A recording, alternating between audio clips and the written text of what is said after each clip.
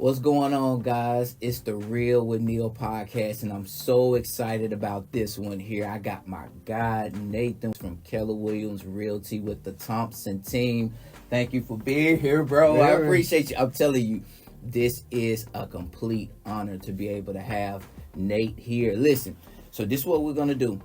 I wanted to offer guidance and education for new realtors, people who had just got their license or maybe just considering getting into real estate or becoming a realtor. One of the things that I had felt when I first got licensed, I felt like a fish out of water because of lack of education, lack of guidance. And so what I wanted to do is I wanted to shorten your learning curve. I wanted to provide some education on what you could be able to do, some steps you could be able to take today to help you grow your business and take it to the next level. Man, thank you for coming, bro. Well, thank you for having me. I'm excited to be here. And I appreciate you so much, man. So I got some questions here, but before we get into it, Nathan has a close to 20 years of sales experience. And so he's going to guide us in the right direction. So take some notes. This is going to be very, very powerful. Could you tell us a little bit about how you got into real estate, a little bit about your story in the beginning? Yeah. Did you come into the real estate industry just automatically successful because of the car? Because the car sales, can you give us a little bit of background of your testimony? Yeah, I'd be happy to. So I've been in sales now in some way, shape, or form for 19 years, coming up on 20 years. Yeah. Everything from, working in a telecommunication center where you're on the phone 8 hours a day. Yes. That'll get you a lot of practice. Did the automotive business for 13 years, anything from small buy here, pay here to eventually Mercedes-Benz, BMW. Got it. And, eventually I just wanted to take it to the next step. And the car business, as much as I love it, the hours were a little bit brutal. Yeah. And I wanted to get into real estate, and I took the last of my savings. I liquidated my 401k. My wife was working at the time. Without her, I would not be here. Have to say that. She's the reason. Having a supportive spouse or partner that can help out and believe in your goals is huge. That's powerful. It could have easily gone the other way, but she's in sales as well, so I really appreciate her. But I wanted to get into real estate. Took the test, passed the test.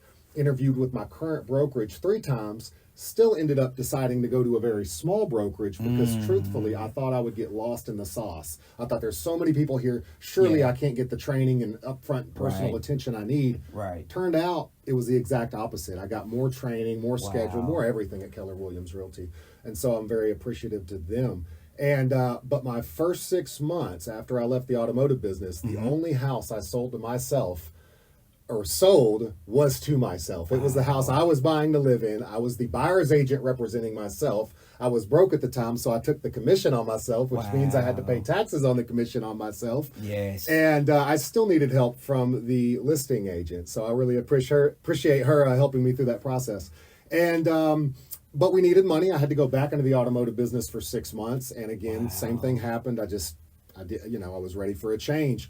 Thankfully, I kept my license that year. I paid the extra money to keep it, and I gave it one more shot with Keller Williams Realty. Very quickly joined a team, and eventually left the team, and really the rest is history past that. Wow. But I was this close to not being in real estate. If I would have made this decision, that decision, or not renewed my license, I probably would have just threw my hands up. So one small decision can change the course of your life for sure. And so one of the things that I want to inform you guys or educate you guys on is how to go about choosing a firm. So let's just say they passed their test. What do they need to be looking for in a firm? Could you give us kind of like a criteria? 100%. Number one, without a doubt, it's training. Training, and then some more training on top of that training. And the reason is it's overall fairly easy to get your real estate license, but then you get it and it's like, now what? You've got to treat this like a business if you truly want to get those types of results. Now, the beauty of real estate is you can do it so many different ways, and then there's avenues to gaining. So you can social media, door knocking, cold calling, billboards, circle of influence, going to events, being involved in your community, the list goes on. And there's so many ways to get business, and some people, want to spend more time doing the things they want and focus less on the business, and then you've got people that want to focus a little bit more on the business. You can tailor that to your needs and what you want for your lifestyle. But really at the end of the day, it comes down to prospecting and finding new leads and being able to convert those leads. And it's sales, it's consulting more than anything, but you really do get a chance to connect with the clients that you get to work with and get the honor to represent, and you get to meet their families, and sometimes you end up with Thanksgiving dinner. So one of the best things I love about this business is the relationship building, because when you're helping somebody sell or buy a property, it's an emotional experience. There's money on the line. You really get to know these people, the good side and sometimes the bad side. But that's just how we all are. And so that's one of the things I really appreciate this business, is getting to know everybody. Man, that is getting the help. And I love that, Nate, because it's just like one of the things that it is just getting to know your client. And it's more than just a transaction. Okay, I'm just going to just close the deal, get this check.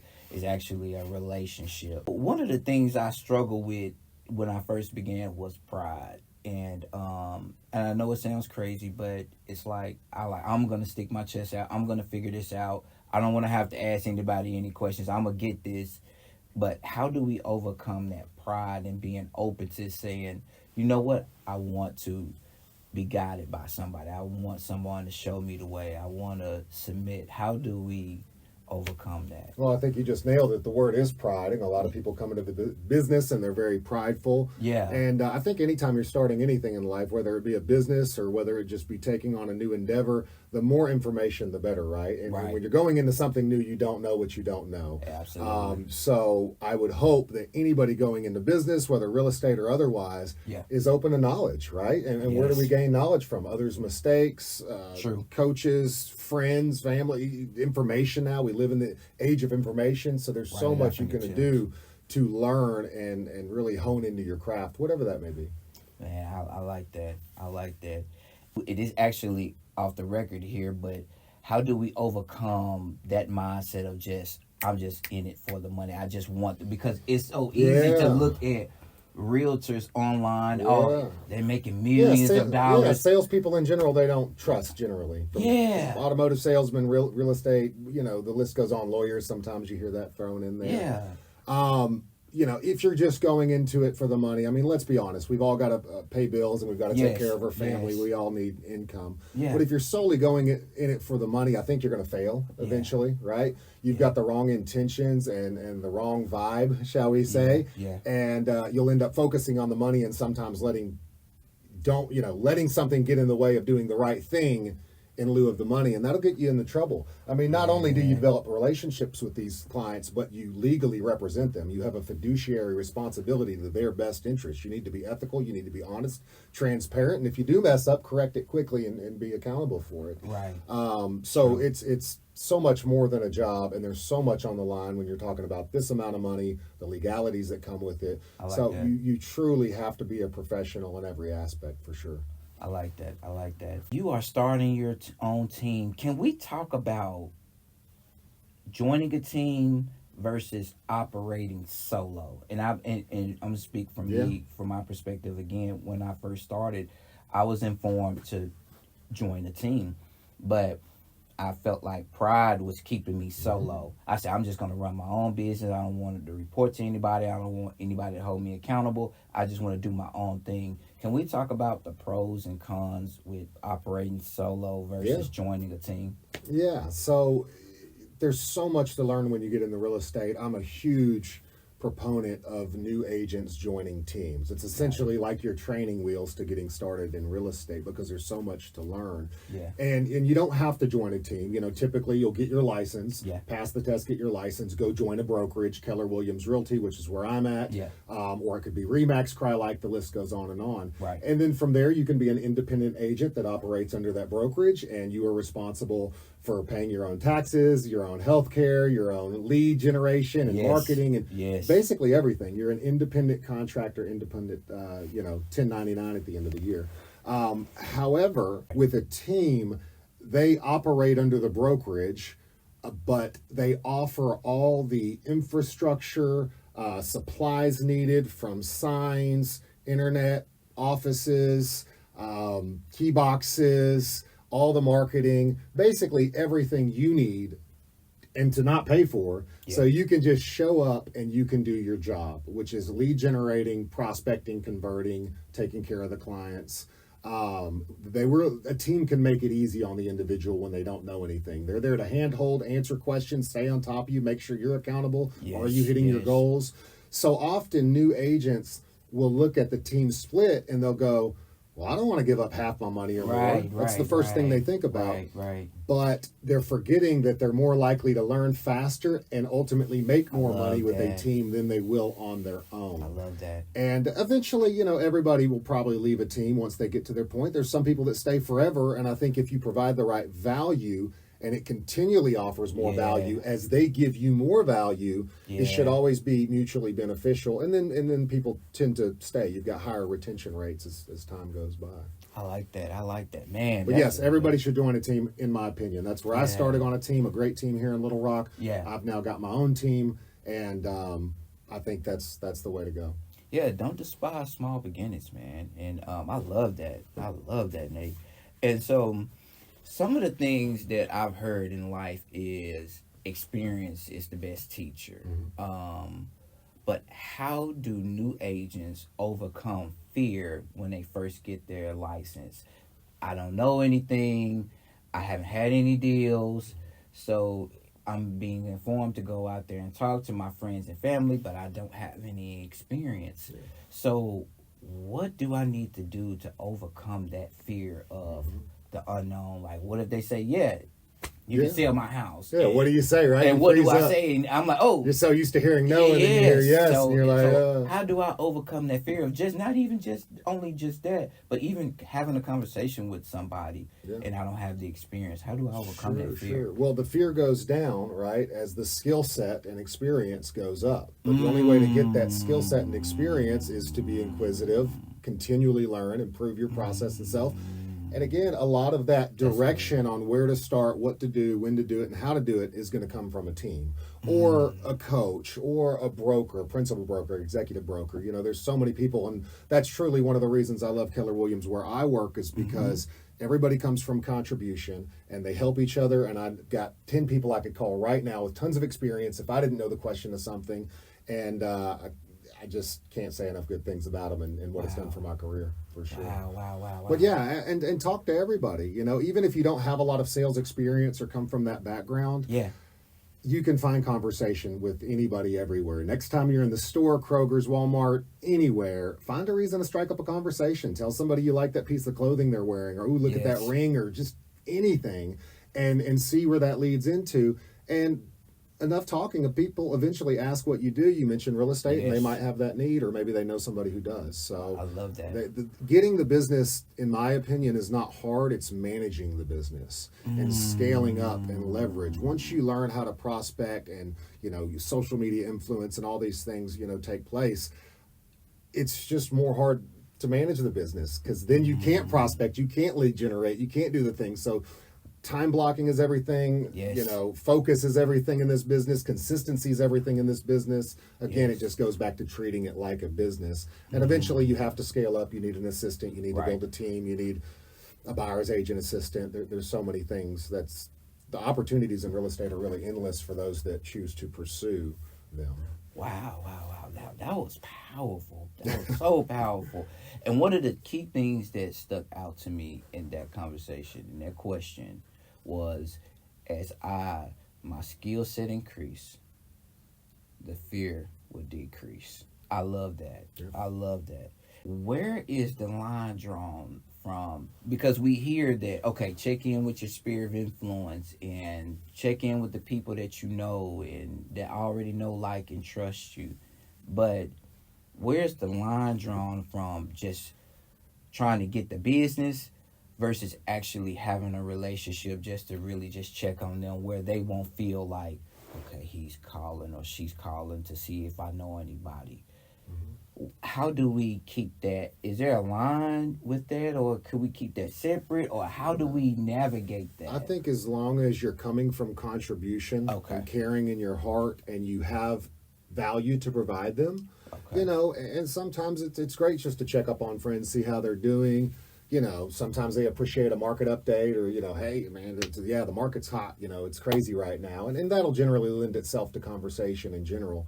And it's always easier to reach out to somebody when you stayed in front of them. In this business, especially sometimes after the deal closes, a lot of agents, realtors have a tendency to let past clients get past them, and I'm even guilty of it. And it's not by choice. I love talking to these people. I'm friends with a lot of these people, but you do get so busy in life, not only business but personal life. Yes. And so just making an effort to stay in contact sooner rather than later, so when you do follow up, it doesn't feel like an awkward conversation. And you have value to provide. And there's other unique ways to do it. I mean, there's apps out there to update people on their homes, of course, things similar to Zillow. You've got social media. I think with social media, you're constantly touching your followers, your people that are friends, family, circle of influence, as we say.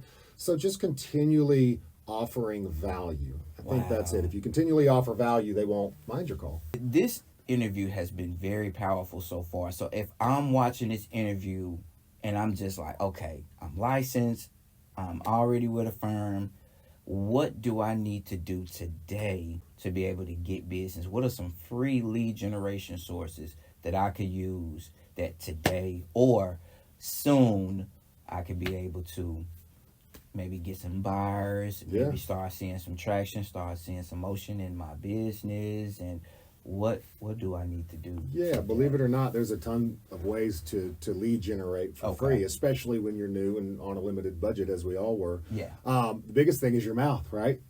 Just talk to more people, come in contact with more people, find a way to bring up real estate, genuinely, because we can help these people if they have a need, whether they're buying, selling, or investing. But, things like social media posts, sharing other agents' listings. I did that when I first got in the business. They weren't my listing, but I could legally represent a client and show them. And the listing agent did not mind that I was sharing their property for the world to see and get more attention for their seller. That was a huge one. Yeah. Additionally, people associate you with doing real estate more often, so that's very helpful. Things like Facebook Marketplace these days, you can put listings in. They have a whole section for it. Different groups on Facebook, local community groups. You could put a house there. You can wear the shirts that say "Ask me about real estate." They're undervalued. They work. Wearing your name tag everywhere, it just strikes up a conversation about real estate. You could put a sign on your car. You could talk to people in the stores. Door knocking is free. Cold calling is free, really. Expired listings, withdrawn listings, that's all free, as long as you can get on the MLS and find the numbers.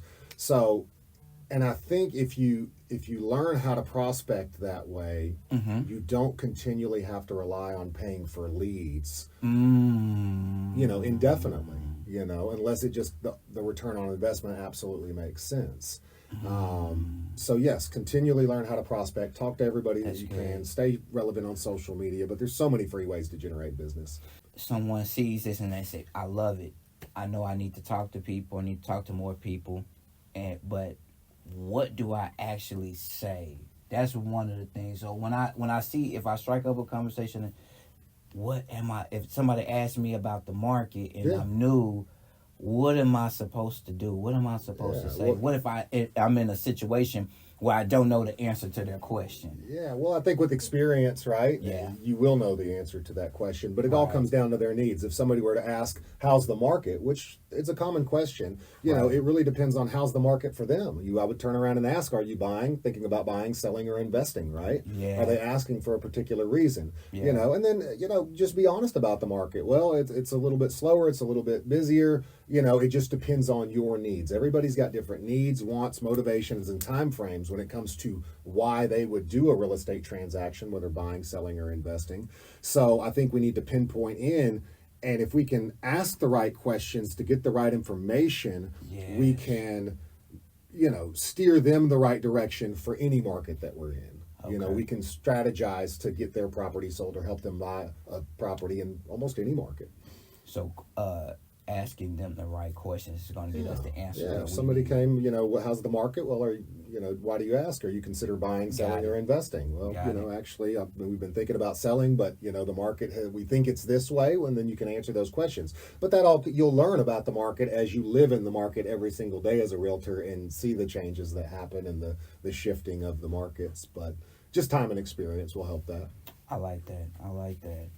we've closed a few deals. We're looking to take our business to the next level.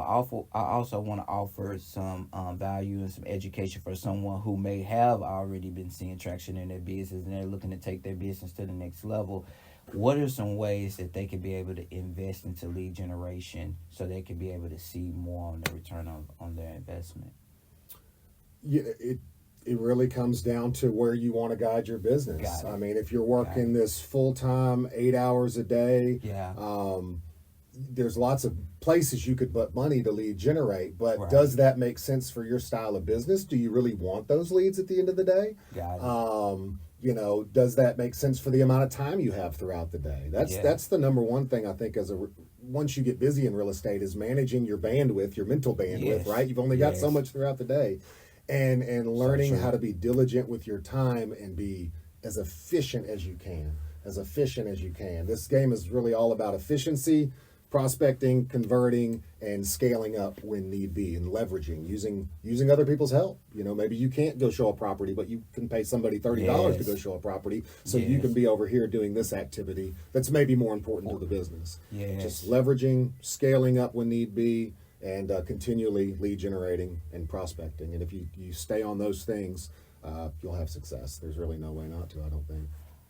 What's one of the biggest misconceptions about real estate agents that you have noticed? That is easy, honestly. Hey, I think the statistics are 87% of realtors fail out or leave the business within 2 years. There's also another statistic for 5 years. And it's true. You get into it because it looks like great money and freedom of schedule. And what you learn is you don't have necessarily the freedom of schedule you think when you're, you know, reliant to the clients and their needs at the time. And you have to treat it like a business, and you're going to have to spend money on it when you want to scale up. You're going to be spending money every single month, fixed operations, to be able to continually get the kind of return on your investment you're looking for. Right. And learning how to manage your process and hire the right people or leverage the right people. So the biggest thing is that it's easy, but you have to treat it like a true business when it comes to the money, the dollars, the numbers, everything. I love that. Everything. Treat it as a business. Treat it as a business. If you're going to do it, I think the right way, you know. But everybody's got a different way of doing the right way. And what meets their needs. And this is one of the last questions I want to ask you. And I hope that you guys found value in this interview. I hope that it was something that, okay, I didn't know that I need to incorporate that. And so this brings me to the end here. What would you say to any realtor that's watching this and saying, hey, I've been in this industry for a year, 2 years, 3 years. I'm not seeing anything from it.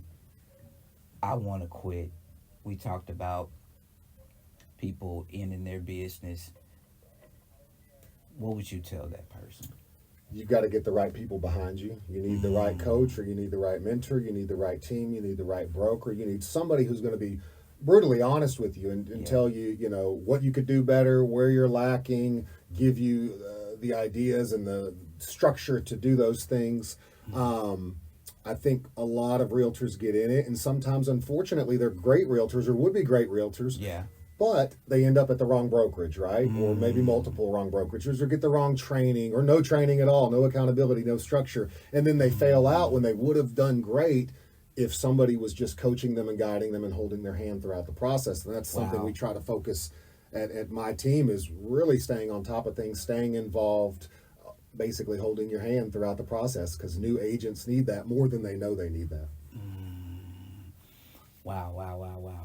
This was absolutely powerful, guys. I really, really, really appreciate you guys for tuning in, checking out the Real with Neil podcast with Mr.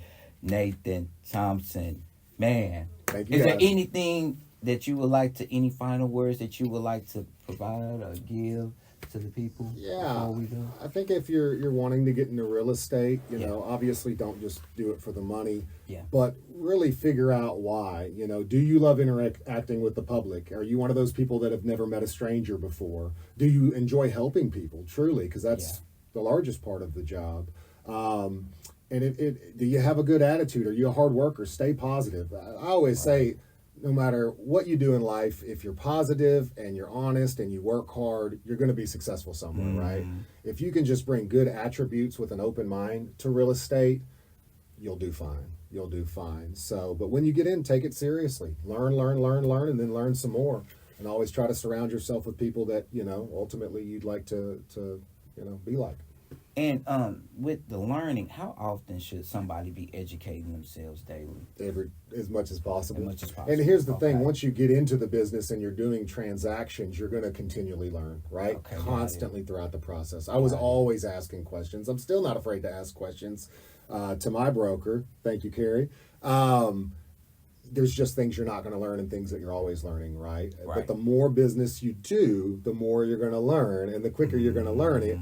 Hence why I'm always going to push the team model, at least starting out, because people need those training wheels. And if you're doing it right, you will make more money than as an independent agent. I love it. Thank you, my brother. Thank you, man. I appreciate you having me on. Make sure that you subscribe to the YouTube channel, The Real with Real Podcast, and we're going to come out with future content. Thank you. Have a blessed day.